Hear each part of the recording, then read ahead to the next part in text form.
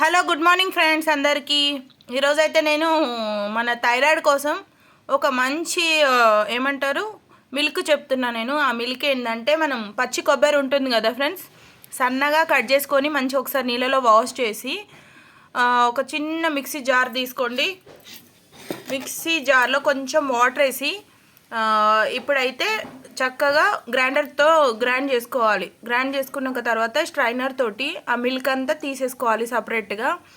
తీసుకున్న మిల్క్లోకి మనము ఒక మంచి దీంట్లో నేను ఇంకా 4 బాదామ్స్ కూడా వేసి మళ్ళీ కొంచెం బ్లెండ్ చేసినాను. ఎందుకంటే ఇది ఫేస్కి ఆయిల్ దిద్దామని చెప్పి అనుకుంటున్నాను నేను.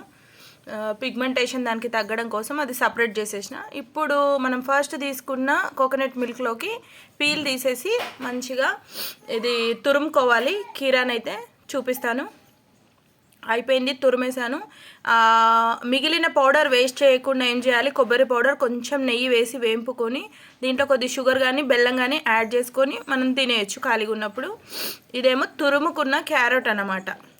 ఇప్పుడు మనం ఒకసారి చేసిన మిల్క్ మనం 3 వాటికి 4 వాటికి యూజ్ చేసినాం ఫ్రెండ్స్. మీకు తెలుస్తుందా?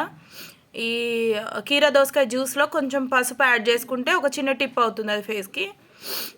ఇప్పుడు దీంట్లోనే మిల్క్లోనే కీరా యాడ్ చేసుకొని మనం నచ్చితే అట్లా తినేయచ్చు, బాగుంటుంది. బాదం టేస్ట్ లాగా బాగుంటుంది. లేదంటే కొంచెం చిన్న బెల్లం ముక్క కూడా యాడ్ చేసుకోండి, ఇంకా బాగుంటుంది. సో ఇదైతే థైరాయిడ్ వాళ్ళకి చాలా మంచి రిజల్ట్ ఉందంట ఫ్రెండ్స్. నేను చాలా టిప్స్లో చూసిన. సో నేను కూడా ట్రై చేద్దామని చెప్పేసి అయితే అట్లా నేను ట్రై చేస్తున్నాను అనమాట. సో తాగి చూపిస్తా మీకు. వా, ఎంత సూపర్ ఉన్నాయి అనుకున్నారు ఫ్రెండ్స్. అసలు మార్నింగ్ ఉట్టి కోకోనట్ ఆయిల్ తాగాలంటే ఇబ్బందిగా ఉంటుంది. కాబట్టి ఇట్లా మనం రకరకాల ఇందులో ఇంకా మనం కొత్తిమీర ఇవన్నీ కూడా యాడ్ చేసుకోవచ్చు. ఓకేనా? నచ్చితే ఒక్క లైక్ వేయండి ప్లీజ్. సబ్స్క్రైబ్.